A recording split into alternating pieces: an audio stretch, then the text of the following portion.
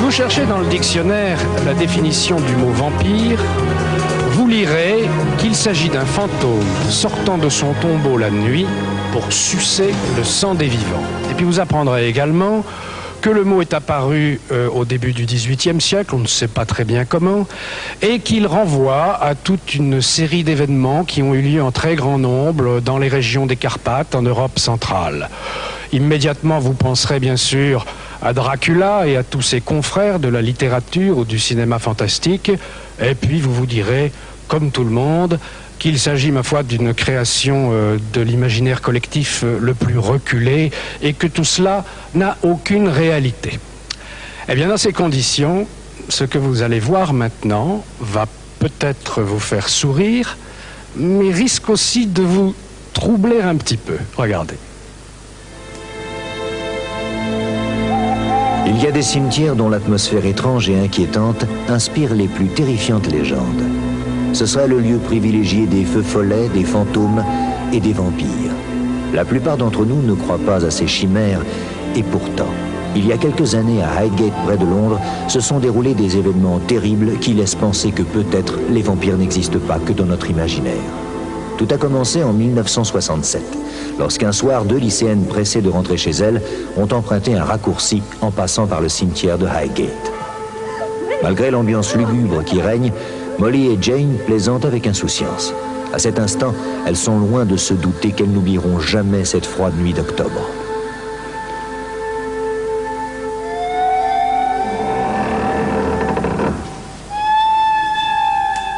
D'où viennent ces grincements étranges? Soudain, le cimetière semble hostile et Jane prend peur. Come on, hurry up. Affolées, les 2 jeunes filles courent vers le portail.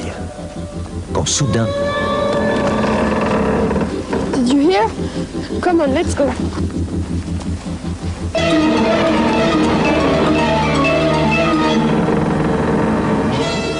Le vampire, c'est pas le comte Dracula, c'est pas le gigolo, c'est pas le danseur mondain. C'est un être hirsute, abominable à voir, qui sent extrêmement mauvais, qui sort de son tombeau, qui est extrêmement poilu, qui a une peau transparente, translucide, à laquelle les médecins aujourd'hui s'intéressent beaucoup sous le nom d'une maladie connue sous le nom de porphyrie. Les vampires sont des êtres qui ont vécu, qui ont une vie normale et qui, au terme de cette vie, se réveillent morts-vivants. Ce qui veut dire qu'un certain nombre d'individus sont plus particulièrement amenés à devenir vampires. C'est le cas, par exemple, des suicidés, c'est le cas des gens qui sont morts de morts violentes, etc. Terrifiées, Jane et Molly ont l'impression que quelqu'un les suit.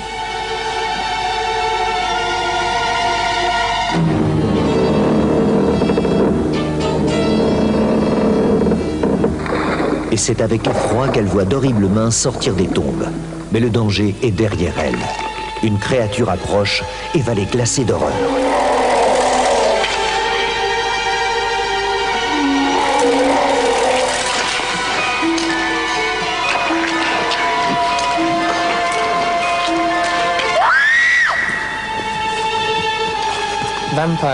Les vampires ont toujours été parmi nous. Quand je parle de vampires, je parle du phénomène que l'Église a toujours décrit depuis des siècles.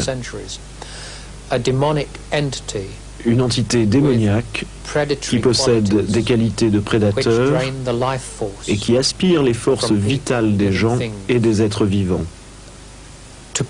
pour provoquer leur destruction et leur mort.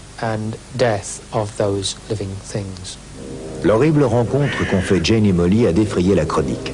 Peu de temps après, on signale qu'il y a d'autres phénomènes incompréhensibles dans le cimetière. Alerté, le révérend Sean Manchester se rend sur place.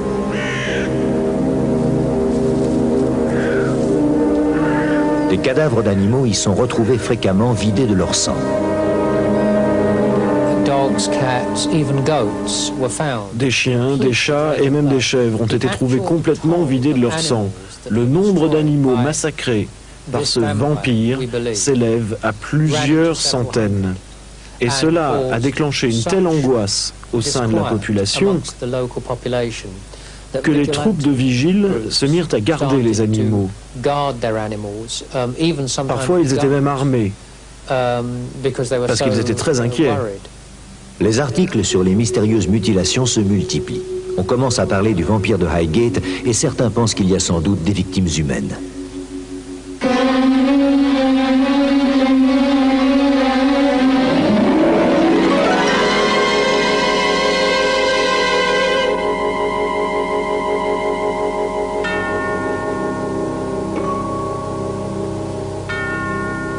Une nuit, Anne Day est soudain réveillée par un craquement. Sa sœur Lucia est en train de se lever, le regard fixe comme une somnambule, elle se dirige vers la fenêtre. Anne se souvient qu'elle a lu dans le journal que le somnambulisme est un des symptômes des victimes de vampires. Dans les mois précédents, j'avais déjà exprimé mon opinion en première page du journal local, le Hampstead Harrogate Express, dans l'espoir que des personnes me contactent. Et la sœur d'une jeune fille, prénommée Lucia, qui avait une vingtaine d'années, m'a contacté. C'est ainsi que je fis la connaissance d'une personne qui allait être la victime de cette présence démoniaque à Highgate.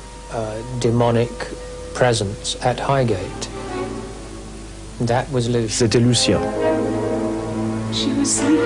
Anne explique au révérend que Lucia était en train de dormir quand soudain elle a paru s'étouffer, puis s'est levée et a ouvert la fenêtre. Elle supplie le révérend de l'aider.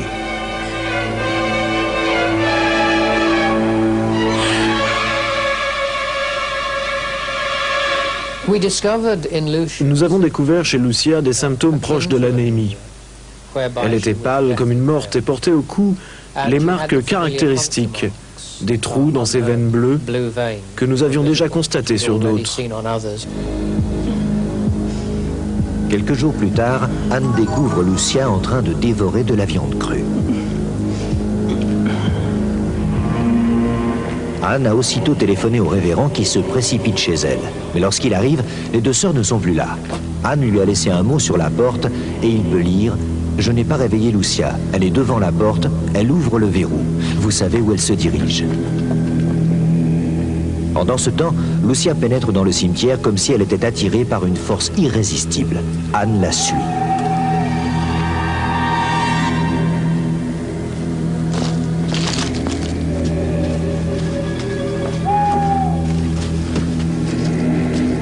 Lucia marche entre les tombes. Elle semble savoir où elle va.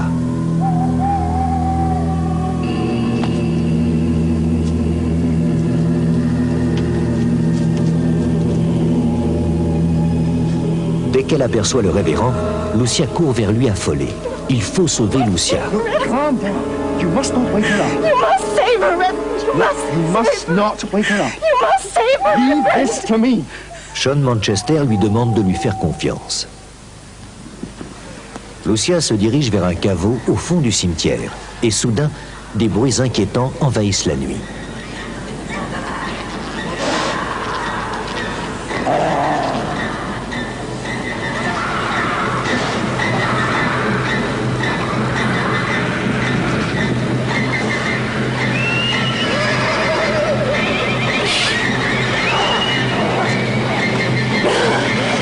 Stupéfait, il voit que Lucia semble prise de tremblement.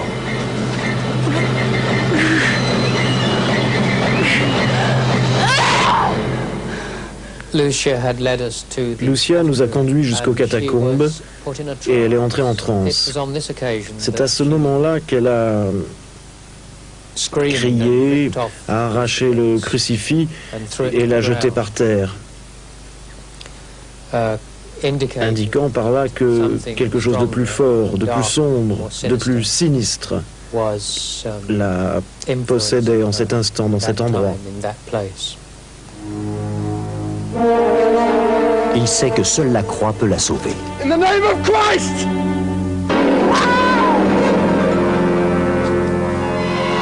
Lucia s'est évanouie et le révérend la transportera dans ses bras jusqu'à chez elle.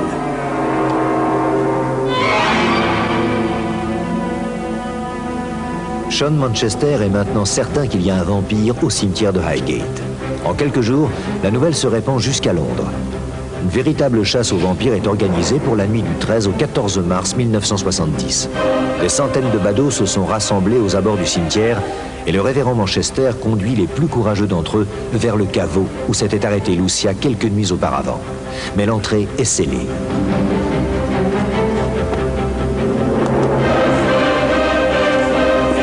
Il n'y a pas d'autre ouverture.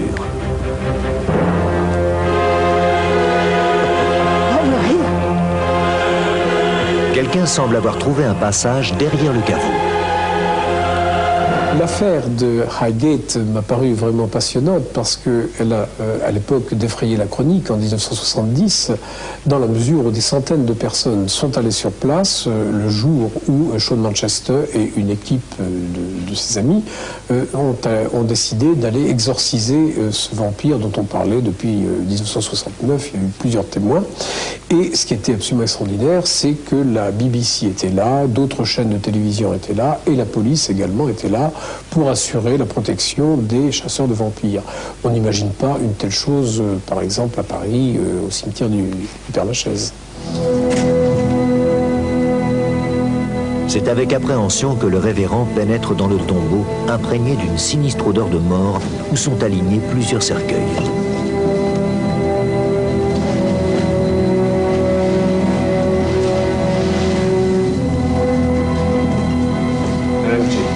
L'un d'entre eux est vide.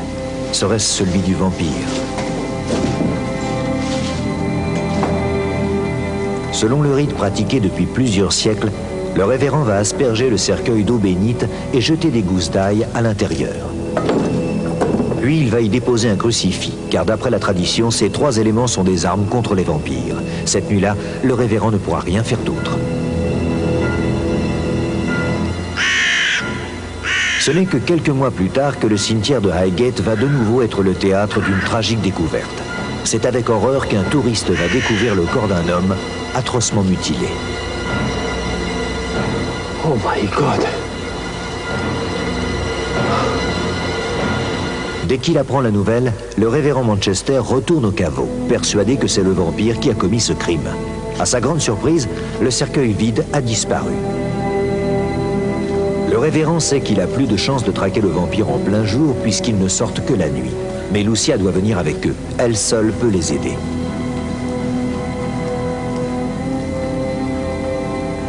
You'll be all right. C'est avec réticence qu'elle a accepté de venir. Dès qu'elle pénètre dans le cimetière, son sang se glace. Une sensation étrange envahit tout son corps et c'est d'une voix rauque et méconnaissable qu'elle va désigner où se trouve le vampire. Evil is triumphant here. Le mal triomphe ici.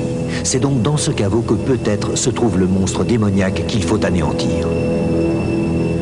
Étrangement, la porte n'est pas scellée. Et le révérend reconnaît le cercueil qui avait disparu de l'autre tombeau.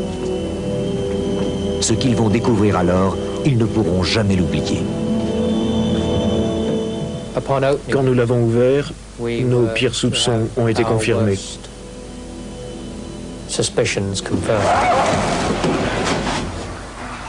Dans le cercueil, il voit un corps toujours en décomposition alors que ses vêtements semblent dater du 19e siècle. Le révérend n'hésite pas. Pour vaincre cet être maléfique, il faut lui enfoncer un pieu dans le cœur.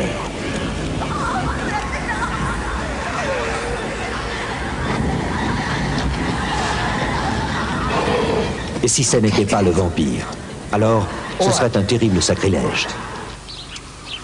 Mais la nuit tombe, il faut faire vite. Sean Manchester se résout à ne pratiquer qu'une cérémonie d'exorcisme.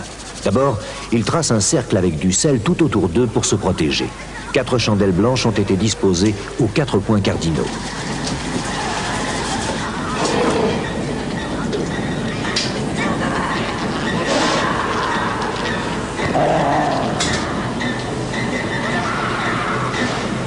Lucia est de plus en plus effrayée. Que va-t-il se passer? Le révérend semble pourtant si calme et si déterminé.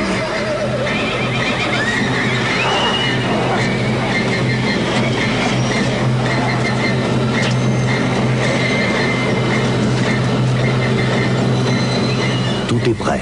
Le révérend donne sa Bible à Lucia pour l'aider à résister aux forces infernales qui vont se déchaîner. Sean Manchester va commencer son combat contre le mal. Go forth, O thou deceiver, full of evil, enemy of virtue, persecutor of the innocent. Go forth, give place, O evil one, give place, O wicked one, give place to Christ.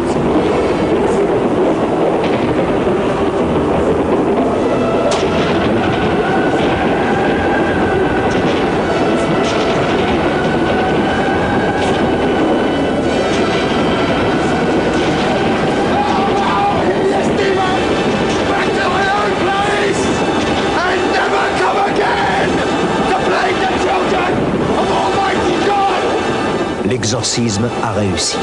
Le corps devient en quelques secondes un squelette. Je crois qu'il y a certaines formes de surnaturel. Je crois aux fantômes. J'ai eu une ou deux expériences qui semblent aller dans le sens des fantômes. Mais je ne crois pas aux vampires, particulièrement dans ce pays. Je ne pense pas qu'il y ait de telles choses. Je pense que c'est le produit de l'imagination de quelqu'un, mais qui sait? Signe de Dieu ou simple hasard, la Bible s'est ouverte à ce verset. Assure-toi seulement que tu ne mangeras point le sang, car le sang est la vie. Le cauchemar était-il enfin terminé? Par la suite, un autre cimetière est devenu suspect. Cette fois, c'était le cimetière de Great-North à Londres, pas très loin de Highgate, mais plus au nord. Là encore, des animaux, et même des jeunes enfants, furent atteints des mêmes symptômes que nous avions remarqués les années qui précédaient sur des gens comme Elizabeth, Lucia et d'autres. Et nous savions vraiment qu'il y avait une force qui agissait. Après ce terrible épisode, l'entrée du caveau fut murée de briques et cimentée. Mais malheureusement, Lucia mourut quelques années plus tard d'une maladie du sang. La légende tenace des vampires a-t-elle entraîné une psychose collective ou le révérend Manchester a-t-il vraiment vaincu un vampire dans le cimetière de Highgate?